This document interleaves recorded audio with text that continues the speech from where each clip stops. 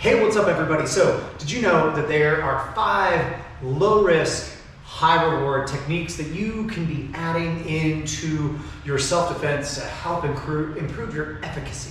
All right, so these are gonna be techniques that are really damaging to your opponent while simultaneously at low risk to you as far as personal injury.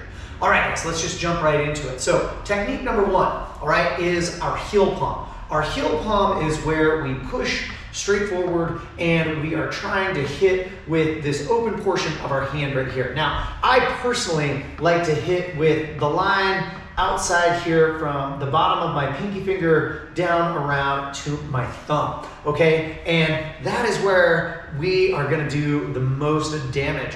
First and foremost, the reason why this is so effective is the fact that your wrist is in its naturally strongest position. So you don't have to worry about jamming up anything, all right? Like if you think about being able to do a push-up or do a bench press, your wrist is bent like so. So you are gonna be able to put a lot of force behind this strike and not really do any damage to yourself. Also, the heel palm is extraordinarily versatile. Okay, it can go to the face, it can go to the body, it can go to the groin. Okay, the other thing that I really like about the heel palm is that I can attach after I'm done. So I can strike, and then from there I can grab an article of clothing, I can hook onto an arm or a shoulder.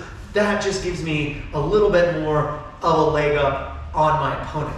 All right, so when you're doing your heel palm, you wanna make sure that you're pushing hard and fast. The other thing that you really wanna make sure that you're doing is you're whipping that bottom portion of your hand into place at the very last second. If you can do all of those things just before the point of contact, your heel palm is gonna absolutely devastate folks.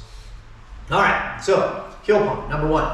Number 2 is gonna be our hammer fist. And again, another just enormously effective, low risk to personal injury technique. Also extraordinarily versatile. When you're doing your hammer fist, one of the things that I like to do is I like to start with an open hand, and then I like to close just before the point of contact. What this is gonna do for me is gonna help me maintain my relaxation and increase my speed before I hit my person. Because if I tighten up too much before I hit them, I'm gonna slow down. If I slow down, I'm not gonna have as much power. But again, the hammer fist is extraordinarily versatile in the fact that it can move inside, it can move outside, it can go to the face, it can go to the body, it can go to the groin, all right? The hammer fist is exceptional. The other thing that I like about the hammer fist is that you can put a lot of hip rotation into your strike. If you ever watch any breaking competitions in tournament, you'll notice that people almost always strike with a hammer fist because they can put so much behind it as far as power and not hurt their hand that it just makes for a truly exceptional strike. All right, now, number 3 is gonna be a foot technique, and this is just so easy, it's ridiculous, but your stomps, okay? Stomps can attack a person behind you, so if you're in a bear hug, they can attack a person in front of you, okay? Your stomp, again, think about wearing shoes or anything else like that, even just like barefoot, because you spend so much time on the pads of your feet, on the balls, and on the heels of your feet, okay? You have an enormous amount of padding down there, and you can strike almost as hard as you want, and you're attacking a pretty sensitive area in regards to the top portion of the toes, or the instep, or even in some instances, the shin, okay? So your stomp is just enormously effective. All right, so those are our first 3, okay? If you really want to get into the next ones, the nitty gritty, I'd really appreciate it if you hit the subscribe button right now.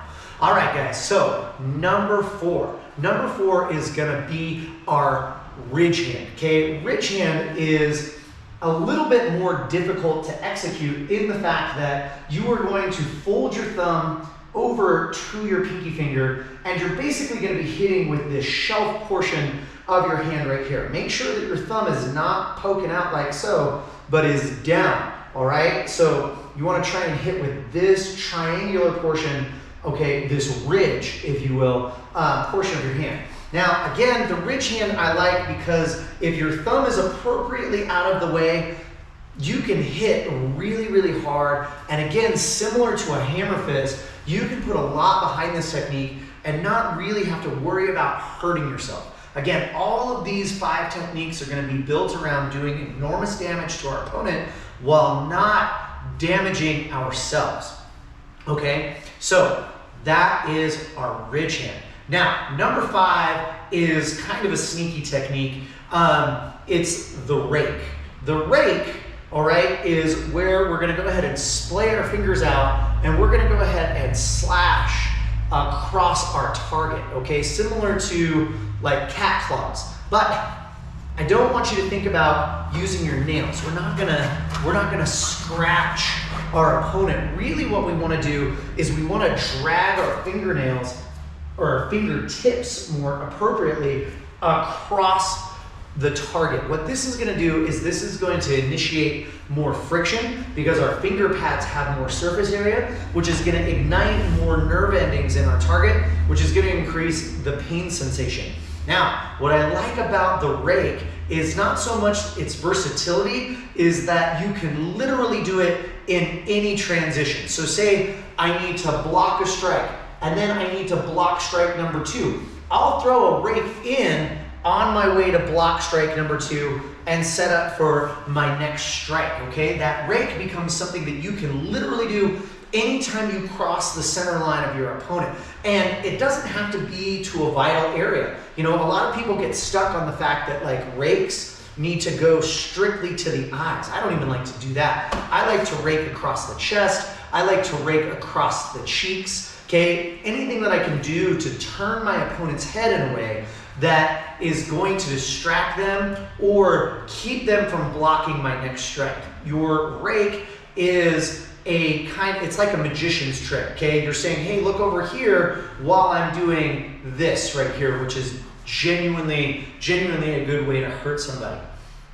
All right, guys, so those are your 5 techniques. We've got your heel palm, we've got your hammer fist, your stomp, your ridge hand, and your rake. Okay, again, these are enormously effective, enormously versatile things that you can add into any self-defense that you're already working on, and it's just going to increase your efficacy. Also, if you don't have a self-defense that you know, these are just moves that you can incorporate almost immediately, okay? You can heel palm somebody in the face. You can hammer fist somebody in the ribs. You can rake somebody across the chest. You can stomp on somebody's toes with absolutely no martial arts training. All right, guys, if you genuinely liked the information in this video, I'd really appreciate it if you stuck around and watched the next video over here, because that's what YouTube's saying that you should watch. All right, guys, until next time, train hard, fight fast, score first. Assailant.